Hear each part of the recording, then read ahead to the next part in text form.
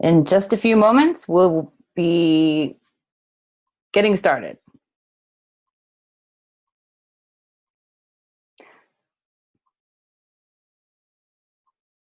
I have confirmation from our internal team that you guys can hear me, you can see the slides, so that's exciting.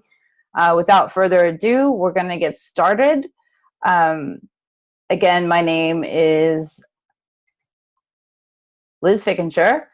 I am the industry liaison for eComEngine. I've got Chris McCabe with me today, and we're going to be talking about all the crazy stuff that's been going on in the Amazon seller space. We're going to talk about recent suspensions. We're going to talk about Amazon TOS, how it's interpreted, how it's misinterpreted, the stuff that's going on that are pain points for you guys, and we're going to talk about the proper way to submit a product review request, because that seems to be something that people still need to learn. So that is the name of our webinar. This is me and Chris with our professional headshots. A little bit about eComEngine before we get started. We are pretty old in e-commerce kind of, years. Feedback 5 was our first tool. It was developed in about 2007. It was the first feedback automation tool in the e-commerce space. So we've had lots of years to learn the ropes, see all the changes in TOS, and work with sellers on the best up-to-date best practices, and to hone our tool so it can be the best and most helpful feedback and product review automation software. But we're not here to pitch software to you today. We're here to talk about the fact that people are breaking the rules. People are not breaking the rules, but they're getting in trouble. And that's what we're here to talk about today is TOS, what it means to you, what's going on, and how to protect yourself in an increasingly complicated space.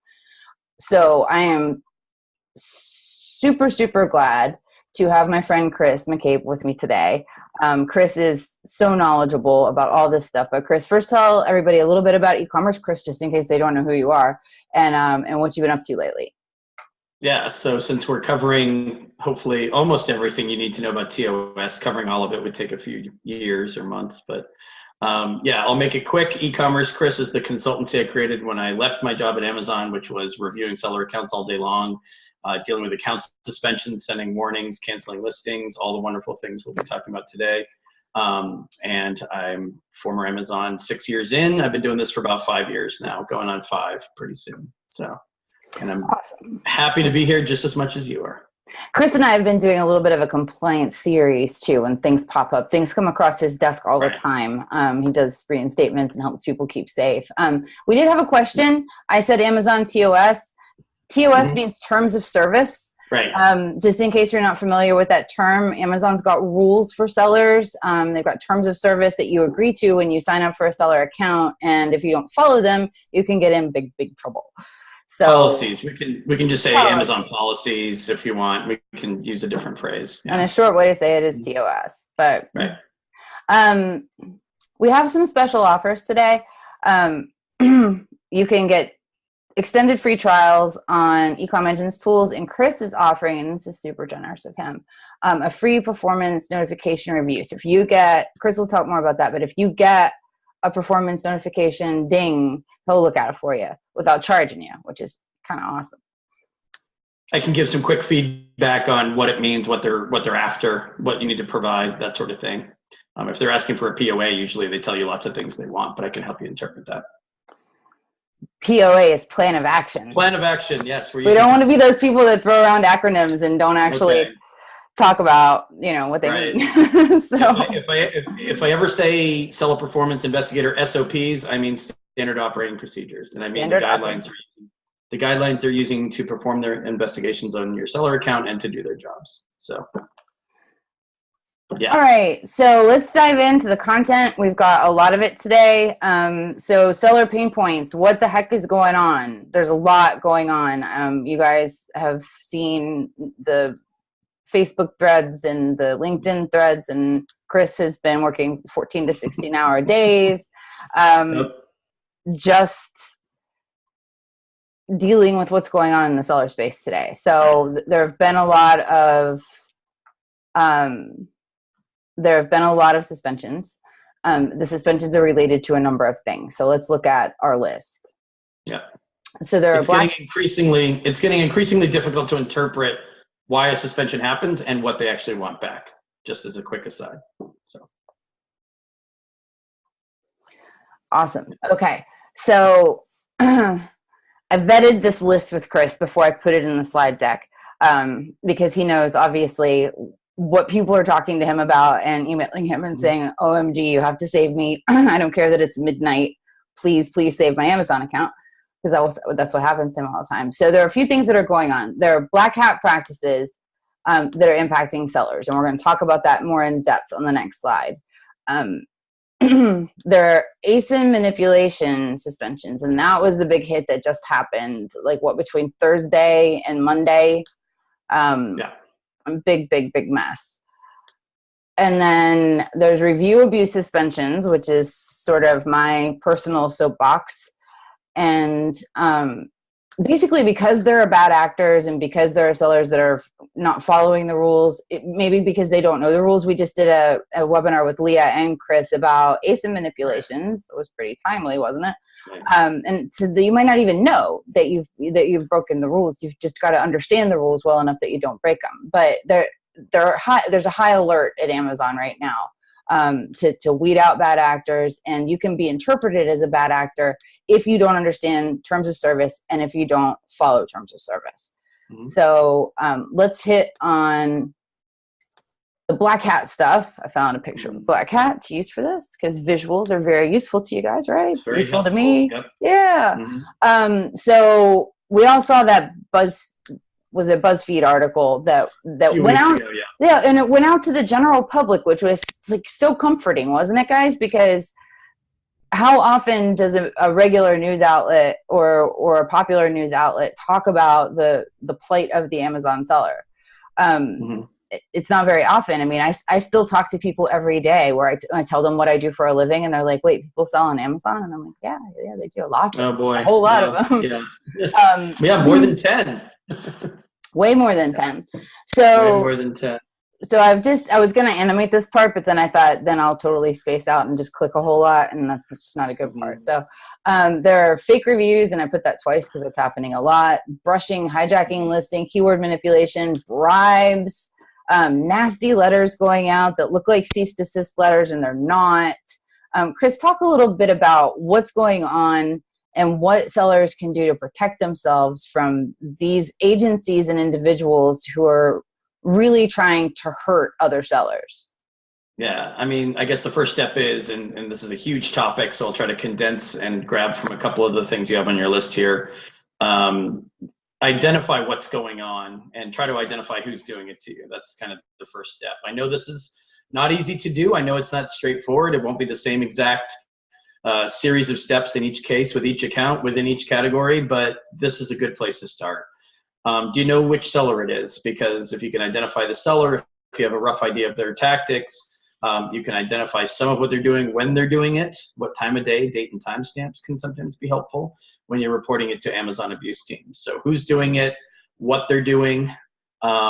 We can talk maybe a little bit later about where. You know, everyone starts the conversation with me, where do I complain about this, this, and this? It's like, I have to back them up. You know, what are you sending? Are you sending them the phone book, 18-page documents? They will never read this. Are you totally unsure of who's attacking you, whether it's a service, whether it's a seller who's hired a service? You are just guessing. You're asking Amazon to fill in those blanks. Hey, we think it's this. It might be that. We need you to do that. They'll never take all day to research this. You have to kind of come in with that information. Once in a blue moon, you might be able to point them in a direction, and then they actually look, and you give them a credible reason to believe that they're going to find something pertinent or damaging when they get there, and they identify it just as you hoped they would, and they take action. That's not the norm. That's a low, under 5%, under 10% of the times from what we see. What works is you write it well, you condense it, you make it a page or two, you bullet it, you don't go on long rants or emotional diatribes about your enemies. You give them something they can use, they can review it, they know where to look within their tools. I mean, you shouldn't have to know where to point them within their tools, but based on what you tell them, they at least have an idea where to look, so it saves them a lot of time. And then they also have an idea of what kind of action they need to take, which can be a variety of outcomes. If the attacking seller who's hitting you has an account manager, maybe they go to that party first, run it by them. Maybe that person slaps their wrist, variety of outcomes. But the bottom line is you get the conversation started, you get the ball rolling, you've identified what's happening to you, maybe who's doing it. And then, like I said, later on, we can talk about where you send some of these reports. There's a variety of places to start, email queues where you can start reporting these things. Obviously, a lot of people are trying that and not getting anywhere. So we'll have to talk about how to escalate those and what kind of teams you have to bug for their managers to review these. But just going back to your list, listing sabotage, most people in the seller community know this is going on. Just about everyone who matters for these issues within Amazon knows this is going on. Some of them maybe are helping a seller commit some of it, which is a big problem. It's hard for you to unravel what somebody inside the company might be doing to you. But you need that information. You need to figure out what team might be making changes to your listings. Is it maybe a vendor central manager, a vendor central loophole who's doing this? They've exploited their access to ASIN contributions, right? Actually, this is something I talked about a lot. Actually, somebody just commented and said they use vendor central access to change listing and pictures. Yep. In one case, they changed the picture entirely to something else. In the bullet points, they wrote expletive products. Unbelievable stuff, the guy says. And images, right. I mean, backing up for a moment for those who aren't following what, the vendor central piece or any of the how do listings get changed for these private label brands. I mean, you're supposed to have majority ASIN contributions or control over your listing if you're the brand registered private label brand owner, right? I mean, in theory, that's maybe you're even in the transparency program and you're supposed to have control over, listing content, who can sell your products and so forth. But the sabotage still happens. Well, how does that happen? Obviously, people are manipulating catalog teams or vendor central related ASIN contribution access to change images, to change your titles. This is a very well-known problem. There aren't any ready fixes for it. I wish I could come to this webinar with solid answers on exactly how to do these. How do we get this work done? Long story short, lots of pressure, lots of follow-ups, lots of escalations to typically multiple teams, not just one. If you report just to the abuse teams or just through brand registry, that might have worked 6 months ago. That typically isn't enough to do it now. You have to kind of apply pressure elsewhere. That same attendee said that he is brand registered and it didn't help. What do you do in those situations? Right. So 6 months ago, opening tickets, support tickets, or even escalations within brand registry would either solve it or get you on the right path. That's not working nearly as effectively now.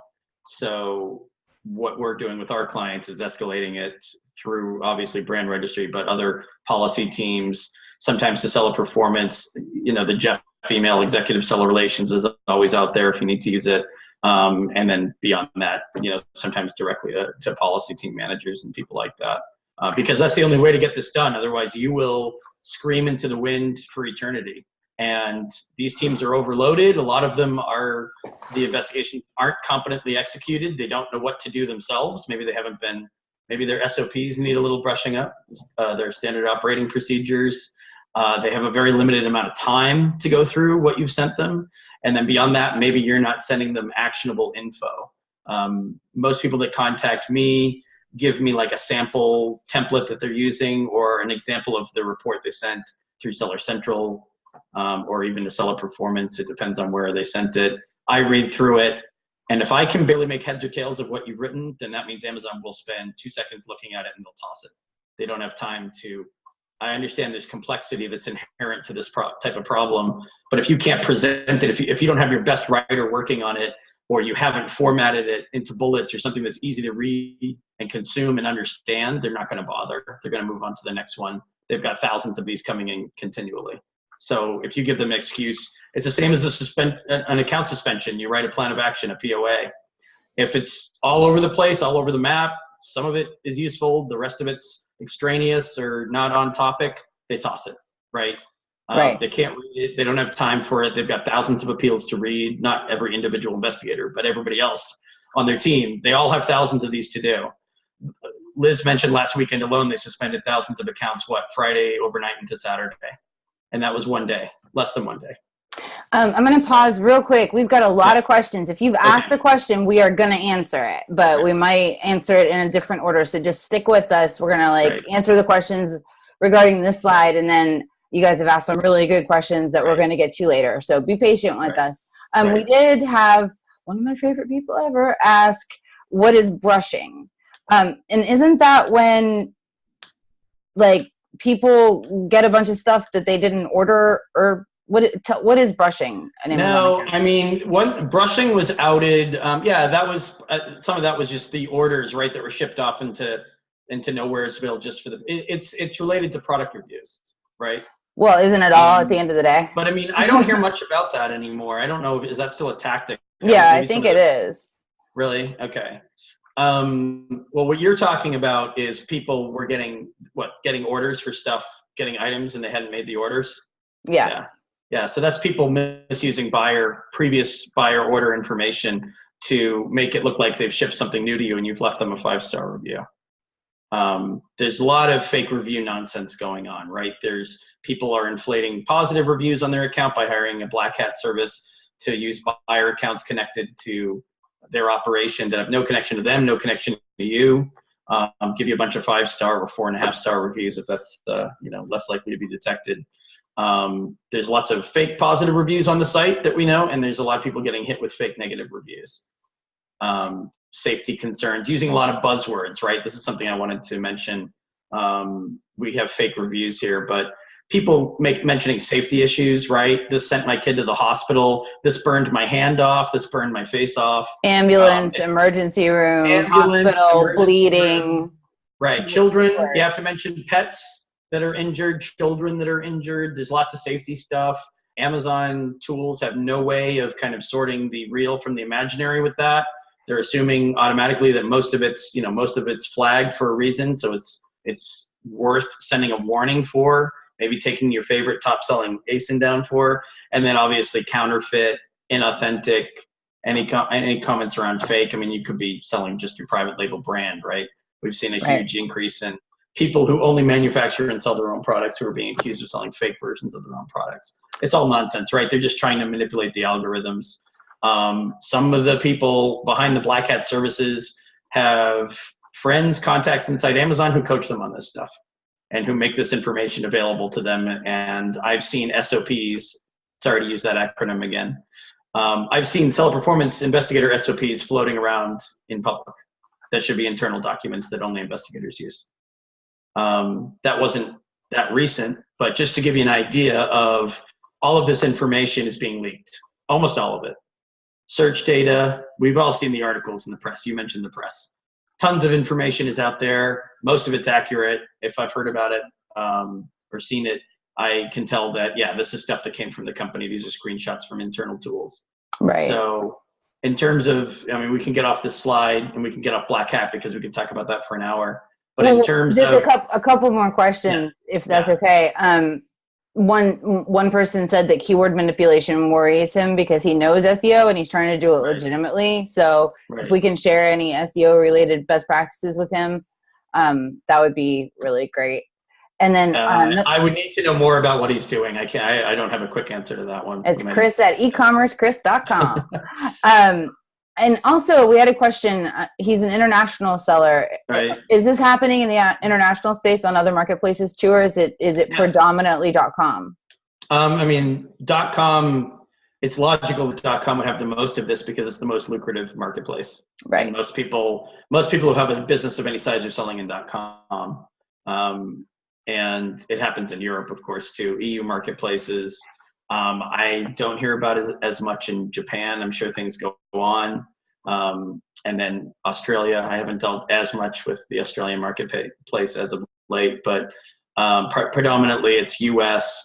And I hasten to add that we're not just talking about mainland China sellers who sell on .com. Most people just assume that that's what we're talking about.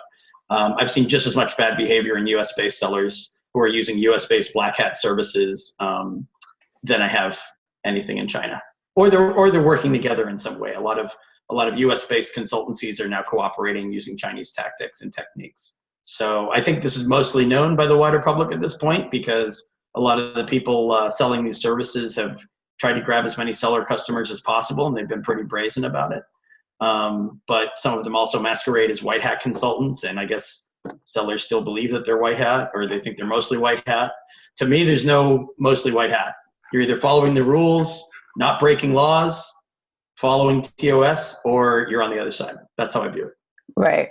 No gray hats allowed. All right. We have a lot of questions, a lot of stories, a lot of anecdotal stuff. Can you guys see each other's questions out there in webinar land? Because if you can, that's I'll take a look.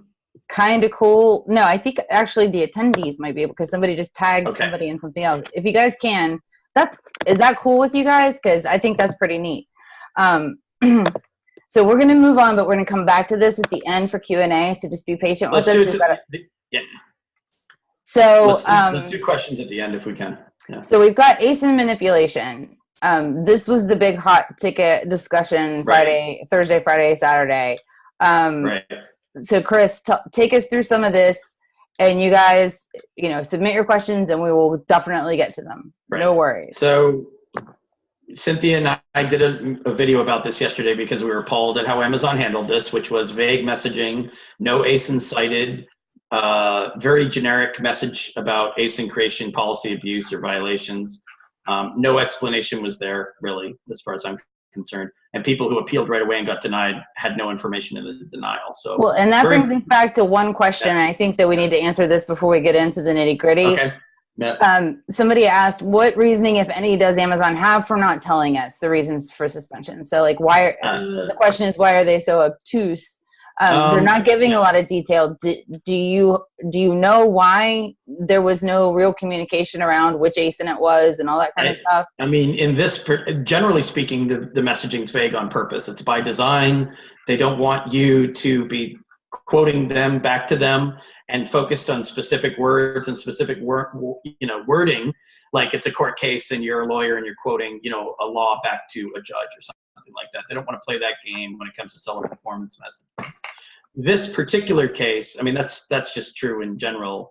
The messaging is going to stay vague. A lot of it has to be cleared before it even gets sent out publicly.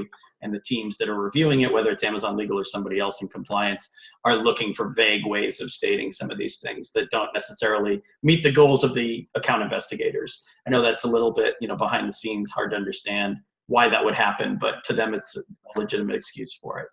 In this particular case, I think they rolled it out way too quickly. They didn't have a plan for, they weren't just canceling a bunch of listings and sending out emails that cited ASINs that were canceled with an explanation that might be vague, but just you created these ASINs wrong, right? That would make at least a little bit of sense to us. They didn't do that. Couple of reasons. And we know it was a fast rollout because they had typos. Did you read the message where it said you have one more violations? They meant one or more violations. They didn't even have the word or in there. It was incorrect grammar in their own message that went out to thousands of people, right? So quickly dashed off. Nobody proofed the messaging. Just very sloppy, disorganized work on their side, number one, and unprofessional messaging. Number two, not everyone, it wasn't one shoe fits every foot in this case. What you see on your screen, what went wrong, we spent pretty much the entire holiday weekend digging through people's accounts and their flat files, right? We found a variety of errors in their listings. Now, were some of those errors just sitting there before and nobody noticed, nobody cared? Yes, of course. I mean, the seller hadn't noticed and Amazon hadn't noticed. So those weren't necessarily what triggered the suspension, but they were suspect. They could have been why the account was suspended. Most of those errors and mistakes fell into these 5 categories. People creating duplicates, whether intentionally or not, ASIN variation misuse, wrong variation themes, people, make a variety of ASIN variation creation mistakes as it is, generally speaking. So we had to assume that some of them were being suspended for that, and that had somehow been folded into this larger action against catalog abuse. I don't know how we want to call this blanket thousands of sellers suspended action that was taken Friday into Saturday. Let's just say it was a catalog cleanup or it was a listing violation action, if you want to say that. People were listing in the wrong category. Tons of people still are using resold UPCs. They're piggybacking, they're resellers, they're piggybacking on listings with UPCs that do not match what's in the GS1 database. No one's checking that. It's a listing that tons of other people are on. They assume it's fine. They assume Amazon will never cancel that listing and force everyone to start using some other listing with no sellers on it, no reviews on it. I mean, I can understand why they think that, but that's not forward thinking. That's like maybe you'll get through the end of today or this month or this week thinking that way. If there's some catalog purge in the future and all your listings are gone because you're on all these listings where the UPC doesn't match the GS1 database, you know why. And that's because you weren't doing it today. You weren't switching it today. So those are the 4 or 5 main reasons. There might be a couple others that people brought up in the forums, but the forums had lots of speculation, lots of misinformation. I didn't really spend much time in there. Well, and somebody has a question about codes. A big issue is when our suppliers use codes from companies like Leading Edge. I have 2 suppliers that do that. How do you handle this? So I guess that's not. I'm sorry, what was it? I didn't. Leading Edge. Can you clarify, my friend? Those are resale barcodes. Are those resale barcodes? I mean, it's first step is take your UPC and match what it says in the GS1 database. I mean, some people are doing their own products. Yeah, it sounds like Leading Edge is a resold. What are the other companies? There's one of them that has, USA or something in the name. But so if your supplier does that, then you just check it against the GS1 database, and then if it's not right, then what do you do? I mean, at this point, and I know people have been saying this for a couple of years without really getting too often slapped on the wrist for mismatched detail pages. At this point, before you list or sell anything on Amazon, I would take that UPC. If you're a reseller jumping on an established listing, take the UPC and look it up in the GS1 database. If it's not going to match, don't buy or don't list that product. And whether or not you see tons of people, everyone, the first thing they say is tons of other people are doing this, tons of other people are getting away with it. Well, that's kind of what's creating these group mass suspensions, is bunches of people are following each other down that rabbit hole. And that's why instead of 75 sellers getting suspended last weekend, there were, 1,275 or something like that. It's because we're all piggybacking on each other's mistakes.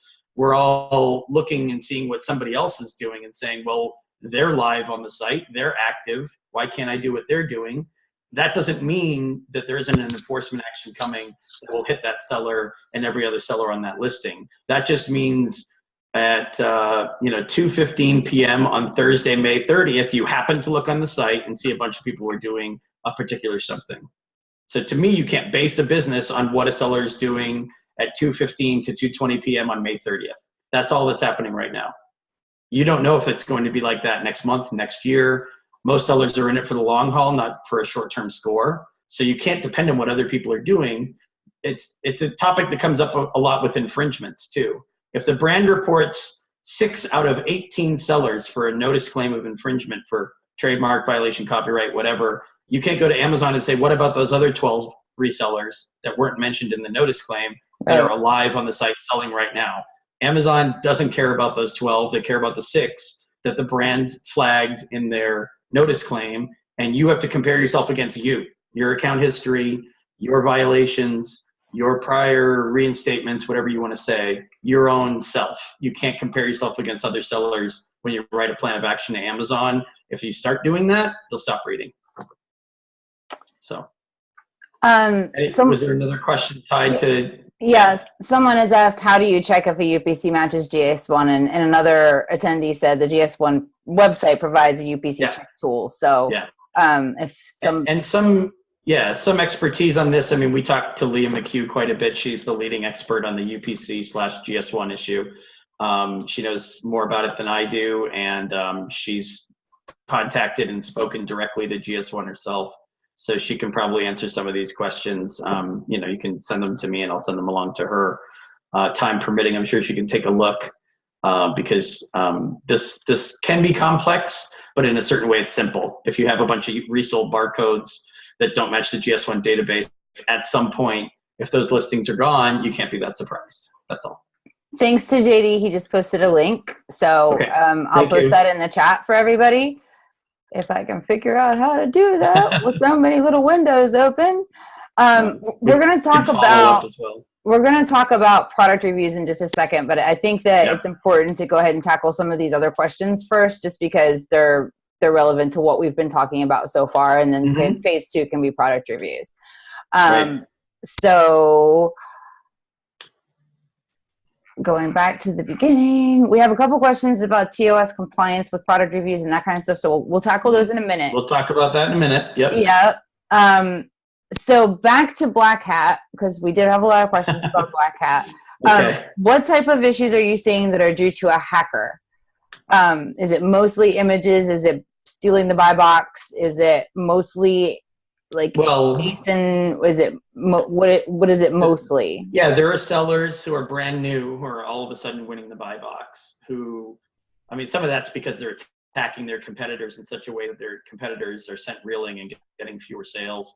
And the new seller is Blackhat, and they know how to manipulate sales rank. They've packed some positive reviews on their listings that haven't been deleted, even if they've been reported. When it comes to, I mean, there's a variety of Blackhat attacks, right? Some of it's people just complain to me, well, I had a couple of negatives and there were crazy amounts of upvotes that came in on those overnight. How do I report upvotes? Well, obviously you have to report that to the product review abuse team. We've talked in the past about how that's sometimes effective, sometimes not that effective, often not that effective. There's listing manipulation that involves anything from images changing to bullet content changing, titles change, sometimes the brand name is changed. I had somebody hire me, I don't know, however many months ago, because the brand name was different. It wasn't their brand anymore. The brand was misspelled. I mean, again, private label, trademark registered, brand registered seller. Wake up one day, your brand has a different spelling. Nightmare. So some of it's just meant to sabotage you, to disrupt you. It's not necessarily meant to get you suspended. There's other kinds of Blackhat activity. I mean, if you're pounding your competitor with fake reviews that say the product's unsafe and it's fake, they're trying to get you off the platform. Or if they're pounding you with 5-star reviews over and over on the same day from a similar language, then they're going to get you accused of review manipulation. Yes. So it's sneaky and awful. Which brings us to a really good question. How would you go about identifying an attacker? Like, how do you find them? You said earlier that the best way to combat this is to research it, try to find out who's doing it, and then tell Amazon. So how do you find out who's doing it? Any way you can. I mean, there's a variety of ways we've used. There's no one set of steps that we go through. Sometimes I'm working with a client who has a marketplace growth manager, and that person's able to figure out that the attacker has a marketplace growth manager, and you can pair them off and have them have a conversation about it. Is that the normal thing that happens? No, but that's what we do in some of those instances. Other times it's just obvious who's attacking you. You only have one competitor in a particular niche. And maybe they have a history of buying from you and you knew by the address. I mean, you can look at the buyer address to see, well, yeah, it looks like they're using somebody in their company. I mean, there's a lot of sloppy things that sellers do when they're trying to do this themselves. I mean, some of the Blackhat services I've heard are charging, thousands and thousands of dollars that not everyone has for this. Not everyone who's a huge seller wants to use Blackhat. Some of them are lower mid-range sellers, but they still want to try Blackhat attacks against their competitors. So they try to mimic them based on what they read and what they hear and tips they get, and this or that illicit Facebook group, or maybe they go to an in-person event where you have to pay, to go in and listen to a Blackhat guru. I hear those are, increasing in popularity. So some people try it themselves. They're really disorganized and bad and sloppy about it. You can trace the orders that you're getting easily back to the company, the address, things like that. But you're really just going for any bit of information you can get. Who's buying from you? What kinds of comments are they using? Are they using similar negative review comments on you and other people within the category on the same or similar items? You have to do some sleuthing. I mean, that's not something you can teach overnight. So, I mean, I'm still learning how to do, I have to kind of move with the adjusted tactics that these guys are using too. So I'm learning this continually myself. It's not that I came in, I mean, I have a fraud investigation background from my years at Amazon, but as everyone knows about fraud prevention, you have to move when they move. When they sit, you have to sit next to them and stay with them and shadow them as much as you can. So there's different permutations of their behavior, which means you have to dedicate a certain amount of your time in your day to following up on what they're trying, what they're doing, upvotes, buying from you, changes to listings. Do they have a vendor central account? Or are they just third party? I mean, you have to do some research and investigation. I wish I had a more concise answer, but that's a big question. So, how about for listings with UPCs that don't match the GS1 database? What's the best way to fix that? I guess the question is worded the best way to get around that. I don't think you can get around that anymore. Well, I mean, people have talked to me about catalog exceptions or exemptions, and again, that's a question that Leah might have a bit more to say about, but you can contact the catalog teams, explain the situation, try to get some feedback from them on, listen, everyone's on this listing that's the wrong UPC. I want to be on the listing that's correct. Do you have steps for me to create that? Are you, working on another active ticket to get that created? I mean, it's going to be a mess whenever they do this. I assume it'll be gradual and it'll happen over time, but it's going to be a mess no matter what, because there will be a series of people contacting catalog teams and captive teams and asking questions about how do I migrate from this listing with the wrong UPC that everyone's on to a correct one that matches the GS1 database. Right. Well, this person's saying when they use the GS1 verified UPC, the ASIN is flagged as a duplicate. Yeah. Well, that's because everyone's on the incorrect UPC. You can start by reporting the fact that the UPC that's being used isn't accurate. Okay, that's good. Yeah. So, which they won't want to do if they're on that listing. They won't have the motivation or the incentive to do it. But it does mean that at some point, all sellers on the wrong listing are going to get one of those. I mean, this isn't unheard of. We've seen this many times when people got that message that said you have incorrect information on your detail page. A lot of those were people piggybacking, resellers jumping on listings that had maybe not this, but other kinds of inaccuracies. And they all had their listings deleted because that detail page error, let's say, or mistake was reported, right? Somebody was reporting it. It came to Amazon doesn't have tools that just scrapes pages all day long and finds these and automated actions clean this up. Sometimes it has to be reported by a seller or by somebody else. But once it's reported, unless they ignore it, they have means of moving everyone off that listing. And maybe in the future, what they'll do is they'll just send you a link to the correct listing. I mean, that's what I would do if I were working on this stuff. It's going to be a mess. Amazon's not known for good tools, good communication, good standard operating procedures for investigators who have to implement giant changes like this. And I think that's part of what happened last weekend with all the suspensions. Yeah, I think somebody had a great idea. I don't think it was just a glitch, just a technical problem. I think they were pursuing legitimate catalog cleanup there, and they just had no good way to implement it. And if that's not what they were doing, and if it was more of a technical issue, they will eventually rotate around to this and have to do this kind of catalog cleanup anyway. So why get suspended for that later? Why not clean it up now? Right. Yeah. So you want to switch over to product reviews? I do. Yeah. We do have some other questions, but let's just, you guys keep them coming in and we will do more Q&A at the end, but let's get through this next bit just to make sure you guys are safe with your product review requests and to answer the questions you already have about terms of service in regards to product reviews. So, what does terms of service say in terms of product reviews? You're not allowed to ask for reviews from friends and family. So many sellers do this. It's hard to understand why that's not okay. If your friend buys your product and legitimately likes it, why isn't it okay for them to leave you a review? But it's gotten to the point now with review manipulation that two people who post reviews from the same IP address, those reviews are going to go away.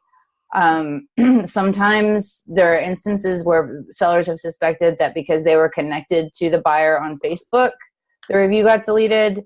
They're watching really close. Amazon is gun shy. There's so much manipulation that's taken place that if Amazon can link any seller to any buyer who left a review, it's suspect.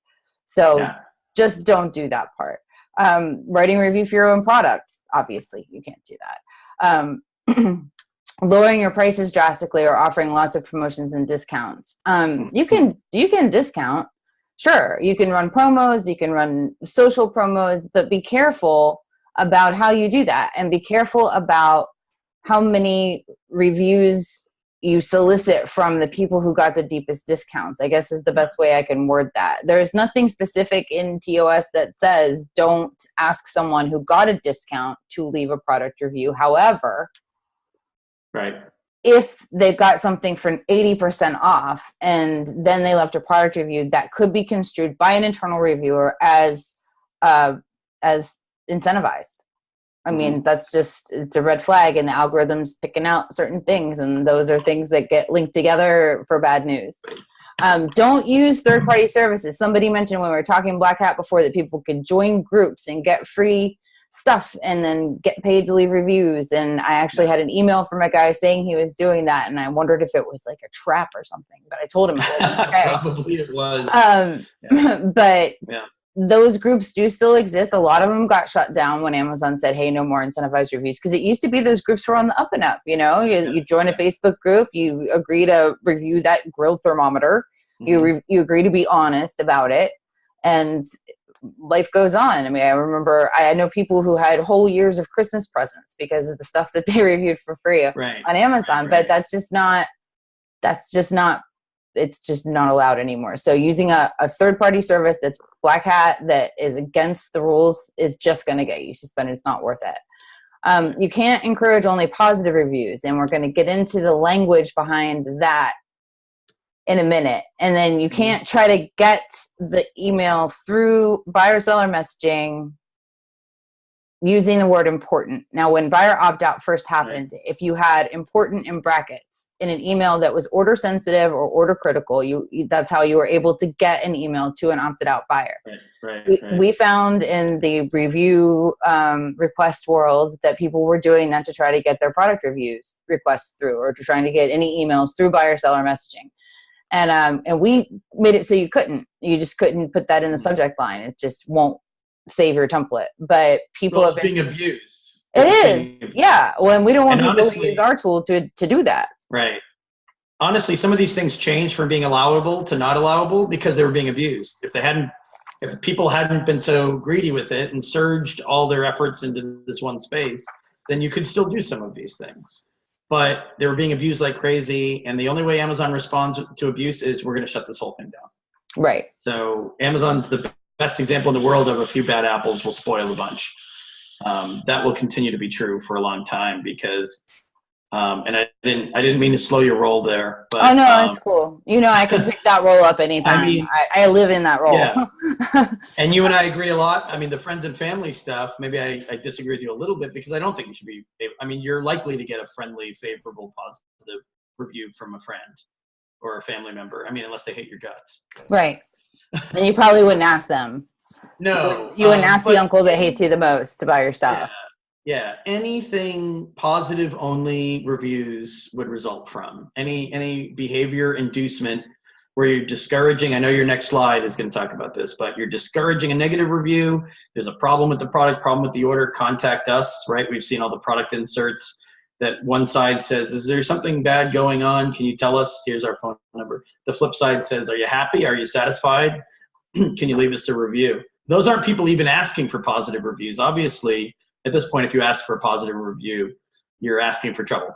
I think everyone knows that. You can't do this either. You can't say, is there a problem? And again, I'm not trying to steal your thunder from the next slide, but people are still doing this. I created the whole service around show me your messaging before you make it live or before you make changes to it. Let me look at it. I still see this on a weekly basis. You can offer great customer service. You can't dissuade people from leaving a negative review and only encouraging or influencing them to leave a review if it's going to be positive. Right. This is a slide this is taken directly from Seller Central. Yep. This is can I offer a voucher or a free gift? Can I send something free? We had somebody ask early on, can I send a free insert in my package? Mm-hmm. Yeah, if you want to, but you can't ask for a review on that insert. You can't ask for a review anywhere in your packaging. If you're giving them something for free, and there's discussion that you really shouldn't ask for a review on a packing slip either, but that's like an ongoing argument in the industry. Right. Chris, no, not so much. I've got other industry folks that say, yeah, it's fine as long as you're TOS compliant when you ask for it. Leah says, just don't do it. It's not worth it. So because some people still believe, I'm only asking for an honest review. So I can give them something for free. All I have to do is change or say in the wording, can you leave us an honest review for this product? And it doesn't matter if I'm offering a huge discount or if I'm giving free products out. That's not true. Right. And I still do that. And then other people believe, like I said a moment ago, and I've heard this from industry experts, quote unquote, as long as you don't ask for a positive review, you're okay. You can give a discount or you can give a free product and give a link to your site and say to your reviews page and say, can you leave us a review? That's not true. lots of people are getting suspended simply because they're using what we've decided to call the if-when messages, right? Speaking of which, if you're happy, leave a review, right? There you go. So this used to be fine. This used to be like standard Agreed. template language. We hope you liked it. If you have any questions, please tell us. But if you love it, leave a review. Or if you like it, leave a review. Or whatever. Or if you're happy with it, leave a review. Yep. Not anymore. What's in red, that if then, they're looking for that. And it's not okay anymore. It's just not okay. So this is... Oh, go ahead. One quick comment. Since they're under such intense pressure, I want to preface the product review discussion. Amazon's under a ton of pressure from buyers, from sellers, from the media, from people within Amazon. These teams are overloaded with contacts and overloaded with pressure and stress over this. So don't risk it, because if you think you're interpreting the policy in a way that suits you but might not suit them, you're already like upping the risk to the account, overall the account. And if you're, playing games with wording, I mean, like I said, you can show it to me if you want. Some of it might fly, but why wing it? I mean, there are people who get suspended twice for this who don't go back. They're done. It's getting tougher and tougher to get suspended twice for product review abuse, and to even have them willing to read your reviews or your appeal.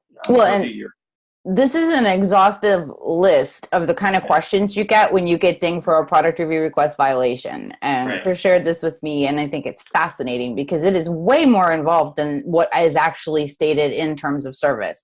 Right. And somebody asked, where is terms of service? It's everywhere. We've got a product review compliance checklist and a feedback compliance checklist that I'll share with you guys in the follow-up email to this webinar. And Chris also we'll look at your stuff for you too. Right. So a quick disclaimer on this list. This was some of my clients had legitimate reviews deleted last fall during the purge, or they had been accused of leaving fake positives and they hadn't done so, and so forth. And so this was a list. I was going back and forth with some policy managers and product reviews people, and I was giving this list to my clients for the questions that they need answered to either restore your previously deleted reviews that were legitimate, or assess whether or not you're abusing reviews. So that's where this came from.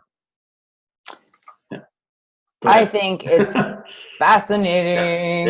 Yeah. It's an exhaustive list for a reason. Yeah. So let's talk about the right way. And we do have a ton of questions. We're going to answer as many as we can, but do know that if you've got particular questions about some shady stuff that's happening to you, contact Chris, because he will help you. That's what he does. And if you've got particular questions about TOS compliance with product review requests and product review strategy for your brand, contact me, or contact either of us, because we both have great ideas. And most of the time our ideas are really, really similar. So asking for reviews the right way, do include your brand name, because that's important. That builds brand trust. It gets your name out there. Do be polite, of course, because if you're a jerk, they're going to leave you a bad review to spite you. Be helpful. You can include great information about your product. I have one customer who has a product that is packaged a certain way, and he was afraid that when it was taken out of the packaging, it would tear. So he made a quick little GIF of how to open it, and just embedded that in his email, and boom, that really cuts down on returns. And hey, you do bad things. Right. So in answer to my friend who just said, can you explain what was wrong with the wrong way slide? Let's just pop back to that real quick. Okay. If you have any questions, then reply to this email. But if you like it, then leave a review. That's only asking people who have had a good experience to leave you a review. That's how it's interpreted by Amazon. Now, Chris has actually seen people he's seen people get in trouble for this language, right? Well, the reason, and if he or she is asking what's the reason that this is a problem, which a lot of people do ask that, and it's a legitimate question. It's because from Amazon's perspective, this is likely to skew how many positives you get. Because if somebody was thinking of leaving a negative, which would have been an honest, clean, legitimate review, you're steering them to contact you directly, now they're less likely to leave a negative at all, or they're more likely to leave a positive. So it's not considered a 100% or even 90-something% objective review system at that point, if you're allowed to push them down certain channels that'll be more favorable to you. Because by definition, like I said a moment ago about honest or not, is it honest? It may be honest, but it's going to be less honest if you give somebody a product for free. By definition, they're biased in how they leave that review. And that's why heavily discounted items that were showing up in promotions, when was that, 2 weeks ago? We had a bunch of people suspended. They were contacting me. I'm using this service. I saw it in the Q&A, by the way, a couple people asked this question. Why was I suspended for using this company, this service, this software, this tool? It was mainly because you had a spike in reviews that Amazon, however they did it, associated with heavily discounted items or giveaways. And that's been grounds for suspension dating back into 2018. I understand that a lot of people were saying, well, no, we were just getting our brand name out there. We just wanted to sell more product, and that's why we're heavily discounting it. The problem is, are you actually tracking which of those led to 4.5 to 5-star reviews at the same time? Because if you have a spike, number one, if a competitor reports you for that spike, it gives Amazon something to sink their teeth into when they get the report. Or B, their machine learning, their AI is getting better and better all the time with this stuff. If they flag you for a spike in positive reviews and they see you're participating in some of these discounts or promotions, I know I'll draw some heat and some flack for this, but obviously it gives them a starting point for an enforcement action. And given the feeling that PRA, product review abuse teams, are so trigger happy with reviews, you have to ask yourself before you involve yourself in that type of thing, can you risk it when you know how trigger happy they are? Right. So, yeah. That's great. Yeah. So Anyway. hopefully that answered that question. We're getting a lot of questions about their people's actual language and we'll get to as much of that as possible. One thing I will say, my friend Shannon from Marketplace Seller Courses told me one time, you're not in the email business, you're in the subject line business, because nobody's going to leave you a product review based on your email if your subject line isn't great. So luckily at eComEngine, we've got a crack team of awesome people who not only will review your account to make sure it's TOS compliant, but they will also help you set up great subject lines, set up subject line A/B testing. They'll help you understand open rates and analytics and stuff like that. And I can help you get in touch with them if you just ask me. At eCommerceChris, we have a crack team of me reviewing your messaging. Right now, I'm doing it all myself, at least. I mean, I work with former Amazonians that I worked with at Amazon, right? But right now, it's me. So Liz is giving you my direct email because I'm the one who's going to be reviewing your messaging, because the turn of a phrase can mean every difference in the world. And Chris just doesn't sleep. And I'm not sleeping anyway. So don't call me in the middle of the night to read it to me over the phone. I won't pick up. But I'll probably see the email. So I'll write back to you at 2 or 3 o'clock in the morning. Yeah. Which is always fun. That was my one joke for today. But I'm fun. Yeah. Anyway. So don't violate TOS. What we'll do in the follow-up email to this is, in addition to sending you the resources that I promised you, we'll also link to the relevant pages in Amazon.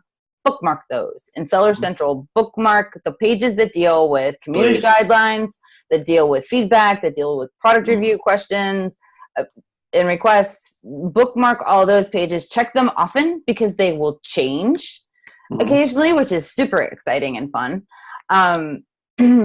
So yes, we're going to send you those. And then the one of the biggest questions I still get is, how many emails can I send? Can I send a thank you email, and then a feedback email, and then a product review email, and then a follow-up part? No, don't do it. You don't want to bother your customers. Actually, in addition to Amazon probably getting grumpy about that, I don't want to get 5 emails on the same Amazon order. I already get emails from Amazon. I haven't opted out because I've got a soft spot and I like to leave reviews, and I think seller feedback is important. But I don't want to get multiple emails per order. I just don't. Right. You can't get someone to change your review. Now, somebody asked earlier, why is Amazon so stubborn about removing a review that's obviously wrong? And that's one thing, but there are people that also ask, this review is damaging my reputation. Can I get Amazon to remove that? Or can I ask that customer to remove the review if I fix their problem? Right. No, you can't. You cannot. I have one suspension case I'm working on now, which is solely based on that activity. And then I had somebody, I don't know if he's listening now, somebody contacted me last night and wanted to see if we could help them. And that's what he was doing. And he wrote it very matter-of-factly in the email. Well, all I was doing was helping people sort out their problems and then asking them to change their reviews. So that wasn't all he was doing. That's everything. Because you can't risk that sort of thing. I mean, I'm sure a lot of people will say it's hard to know the rules. It's hard to follow them. I understand that it's, murky in a lot of ways, and Amazon isn't 100% clear, even when they suspend you, exactly what they think you were doing and why they suspended you. But they think that's okay because you should know what you were doing and you should be able to represent it to them when you give them your root causes of the suspension. And you shouldn't be ignorant about what you were doing because you could have negatively impacted their customers, their buyers, out of your ignorance.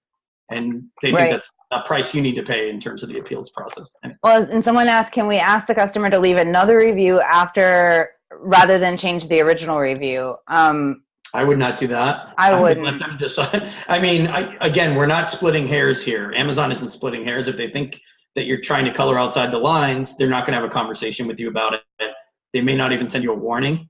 I mean, all the suspensions Friday night into Saturday, none of those people that I talked to had been warned for ASIN creation policy.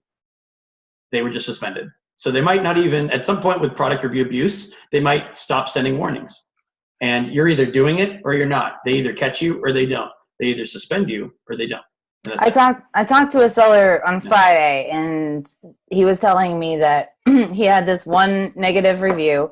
It's not even a true story. It's totally fabricated. It's totally fake. He's contacted Amazon. Amazon said it does not violate TOS. And somebody asked earlier today, like, we had a competitor who clearly ordered something from us, left us a 1-star review. It shipped to their address. They were dumb enough to ship it to their house. That's what I was talking about. That's something you can use. Yeah, so that, report it. If that doesn't work, because Amazon said it doesn't violate TOS, open another case. Keep opening cases. Escalate it. Yeah. And Chris can kind of walk you through what that looks like if you want to. And somebody asked, what's Chris's email again? It's Chris at eCommerceChris.com. CHRIS at eCommerceChris.com. You don't even need me to do this stuff for you some of the time, even when it's an escalation. I mean, I used to handle escalations, right? The so-called Bezos escalation. So I understand the escalations process better than most people out there. But a lot of these you can actually start, at least begin escalating yourself if you understand the value of the material and the information you have to show them. And you haven't written it in some crazy way, and you've got it clean and easy to review and bulleted. You can at least start escalating it, like Liz was saying a moment ago.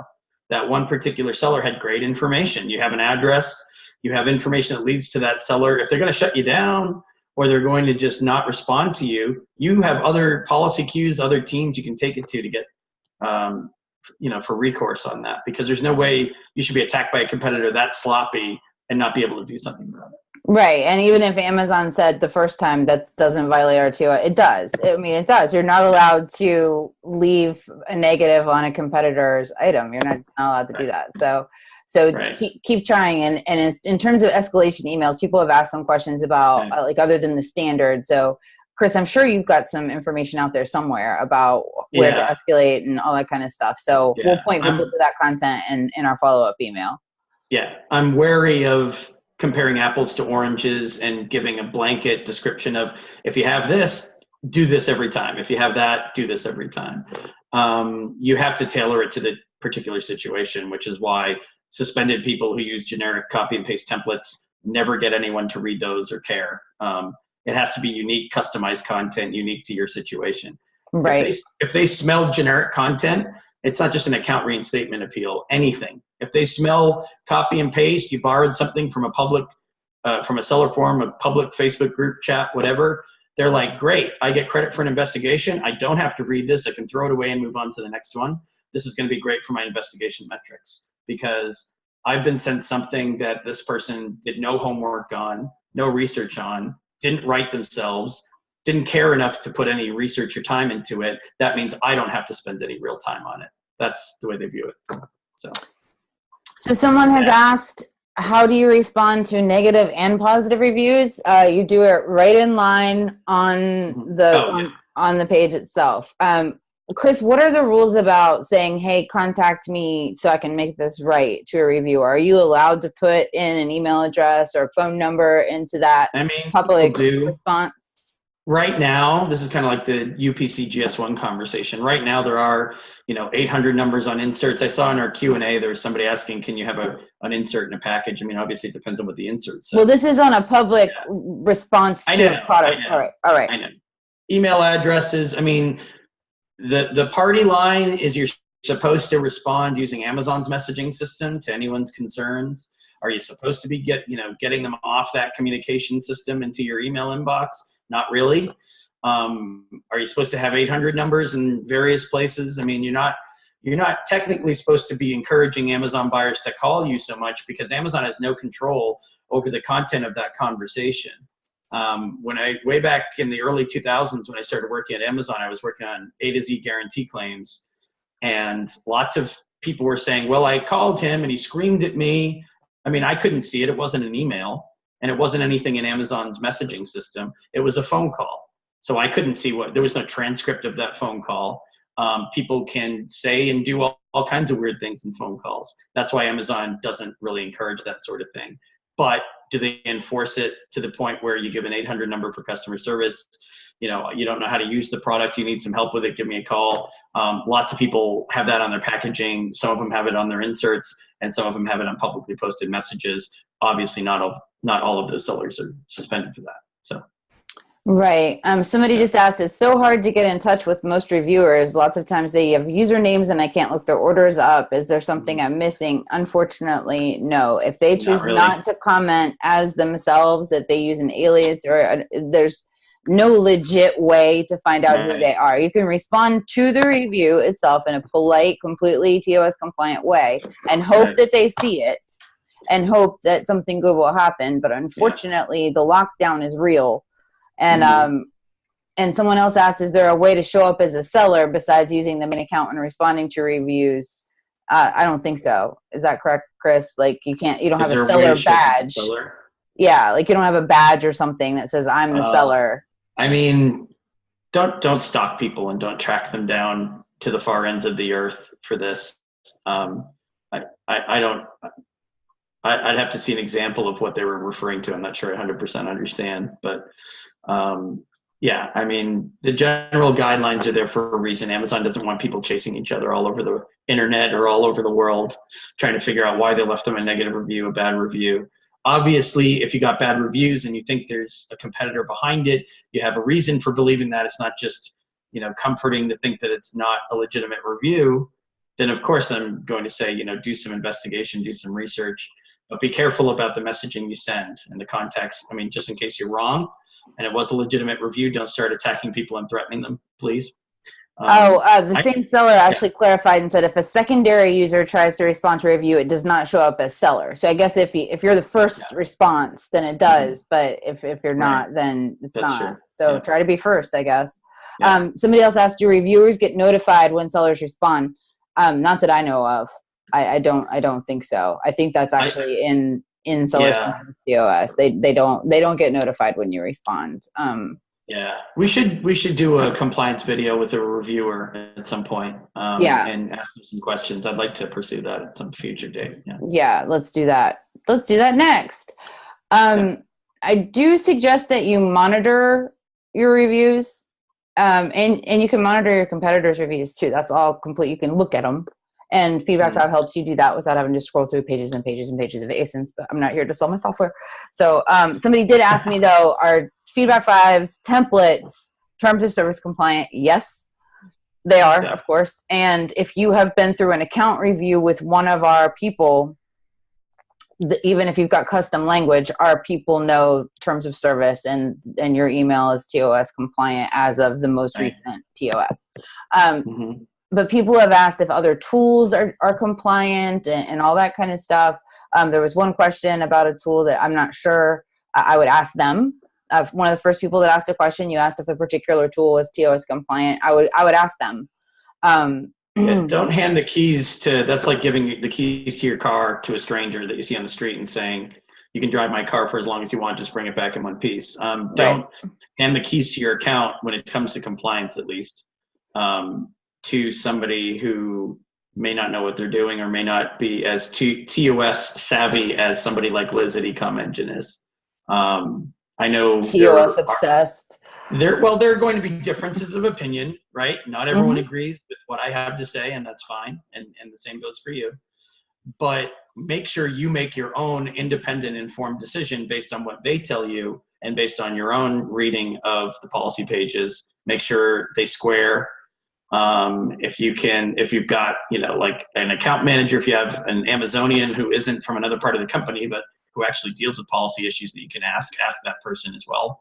Get a reading from them and come to your own decision. Don't just put the fate of your business in somebody else's hands unless you just don't care what happens to your seller account.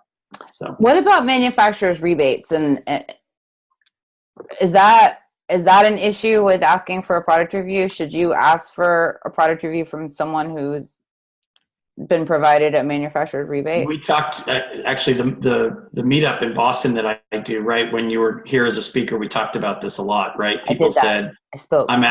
You spoke and you talked about the warranty, telling them about a warranty. I haven't seen a lot of people getting suspended for, here's some warranty information. By the way, can you leave us a review? Well, no, this is rebate where you get money back. Okay. Yeah, no. What my reading of that is up until this point in time is you can expect to get a positive review if at any point in the communication chain, and a lot of people are doing this on Facebook Messenger and other things like that, if you're hinting that there's something at the back end, Right. You don't have to leave us a positive review, a 5-star review, but don't forget there's a rebate coming, Right. Gray right now, that's kind of a gray area. I haven't been hearing. There were some people who got suspended who I saw their messaging. They were offering rebates at the end of the sequence and they got hit for that. So but you guys have inspired us to talk to some product review people. So we're going to try to get some of those, we're going to try to clear up some of the gray areas into not gray anymore. Right. Well then, and everyone rushes into it, right? If it's like, oh, but rebates are okay, then everyone does that. Then it draws more scrutiny, then it draws more abuse. That's been the pattern so far. And then Amazon starts saying, well, we don't know what the policy said about rebates in the past, but everyone's abusing it and people are coloring outside the line, so we're just going to shut this down and we're going to make it part of look what happened with product inserts. There's no better example out there than the product inserts. There was no messaging that had any reference to product inserts, as far as I know, in any way. There is now.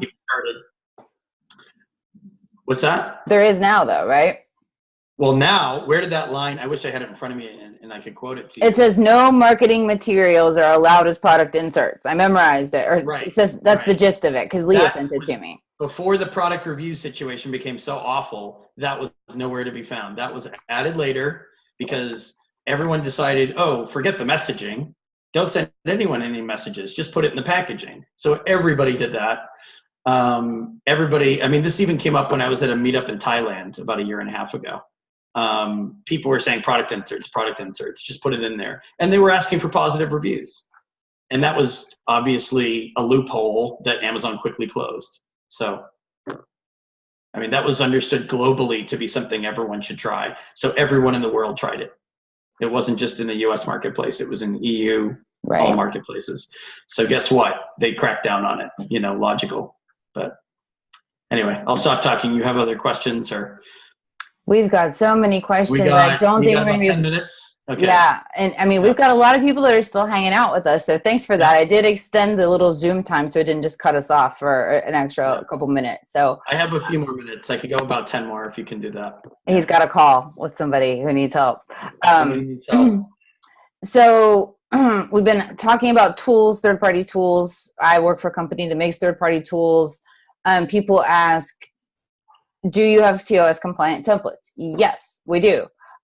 Does that mean that as long as you use feedback 5, you're TOS compliant? No, it doesn't, because if you go and put a whole bunch of non-compliant language into your template, you're going to, I mean, just using a particular tool that tries to keep you safe isn't good enough. You have to actually know the rules, follow the rules at all times, because you're responsible for the content of your emails. So don't be a cowboy. Just follow the rules. I'm going to leave this up for just a second. Chris, his email will be in the follow-up email. And please feel free to use that coupon code for a free trial on any of our tools, or contact me.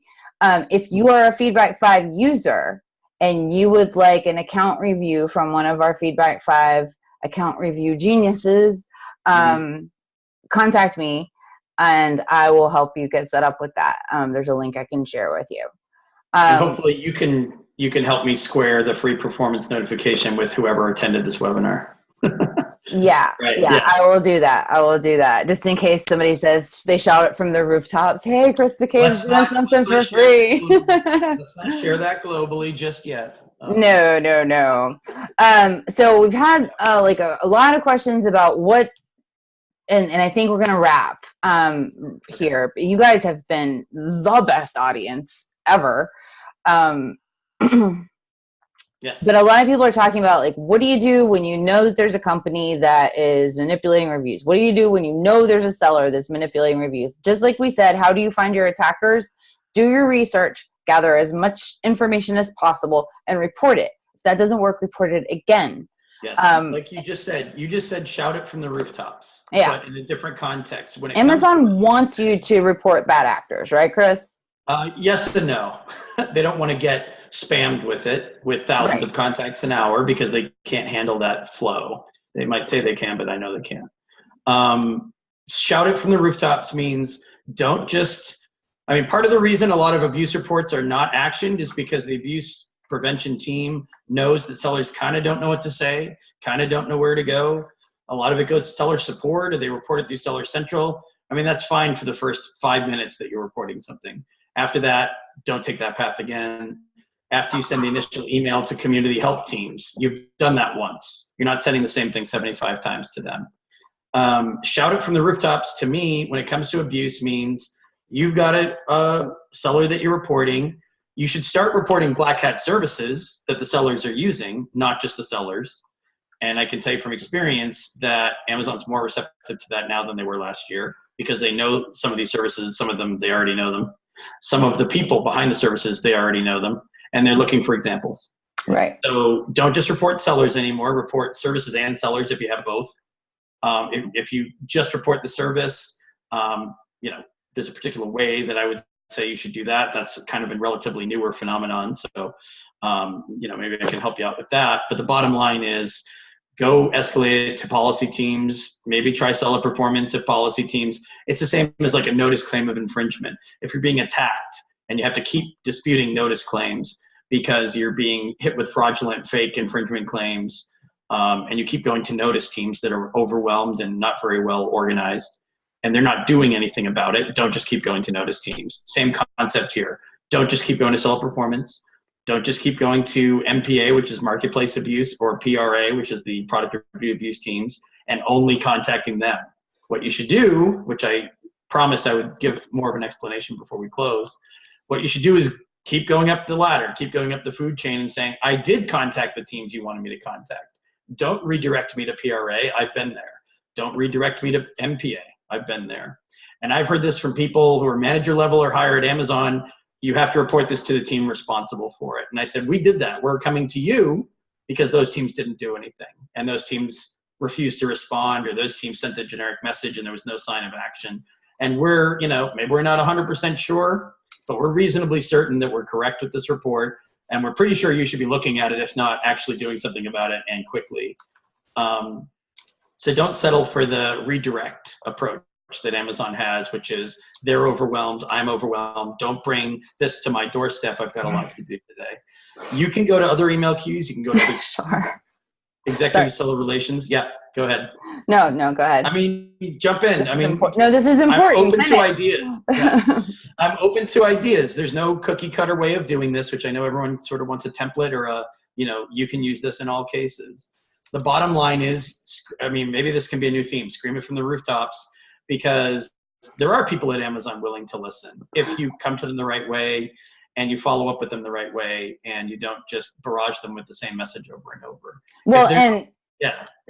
I think that people are a little confused about the path of escalation. So you start where they tell you to start, but how do you know where to go next? Is it explicit? It's not explicit. I've given a couple just in, conversation here today. You've also been asked to provide a glossary of acronyms. I've also been asked to, I've spelled out what the acronyms stand for, but the bottom line is Amazon should probably put a little screen up. I should if I had time. There's a ton of teams. They're very siloed. They're not good at communicating with each other. You as a seller, I mean, that's Amazon's problems, and you have to navigate a very complex web of networks between teams. I understand. That's the truth. Your job as a seller is not to waste your time trying to get somebody on the phone to talk to you about this. You can try seller support if you want. If the first 1 or 2 times doesn't get you to a team that matters for what you're reporting, stop wasting your time. Put things in writing. Email things to. I'll give Liz some of the email queues to try. There are many more teams. There are many more queues. I'm not going to publish them all on my website and say, go ahead and spam these all day long, because then you get in trouble. Yeah. I'll get in trouble with Amazon. I'll get in trouble with a lot of people who like me up to this point because I haven't done things like that. So I want to keep it that way. But the bottom line is you don't have to stay silent just because you opened one seller support case or sent one email to product review abuse and they didn't do anything about it. And then you threw up your hands and said, what do I do next? Nobody tells me what to do. You have to educate yourself. You have to research some of the different teams that are involved in following up on escalations that other teams can't handle, right? Seller performance, they get thousands of, contacts a day. I don't even know how many they get an hour or a day anymore. Assume it's thousands. So even though they've got hundreds of investigators globally, they're going to make mistakes. They're going to miss things. They're going to misapply policy. They're going to misread things you give them. It's only human. It's only logical that would happen. So what do? Don't spend all day bashing seller performance for their ineptitude. Take it somewhere else and say, we went through proper protocol. We went through the channels that you gave us to report it. Don't tell us to go back to those channels. We tried them. We need to talk to you about it. There you go. Awesome. Chris, it's always a pleasure. Everybody, thank you for coming, for hanging in there with us. There's still more than 100 of you here. I know. Are we that interesting? I don't know. I mean, are we that pretty or that interesting? You are. But, oh, come on. Yeah, you are, but me, I don't know. I'm kind of in the middle, right? So. All right. Well, so stay tuned. We're going to be doing short compliance videos. Take a look at eComEngine's YouTube channel. We've got a couple of compliance videos up there. We're going to be continuing to produce content together. We're going to do a follow-up to this. This recording will be sent to you guys once it renders and I find it on my computer in that panic moment, like, oh no, it's gone forever, because that happens every single time.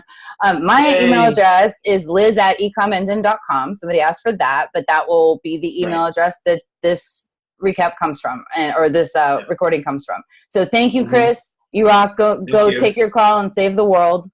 And and we'll talk to you all soon. Thanks. Yeah. See you later.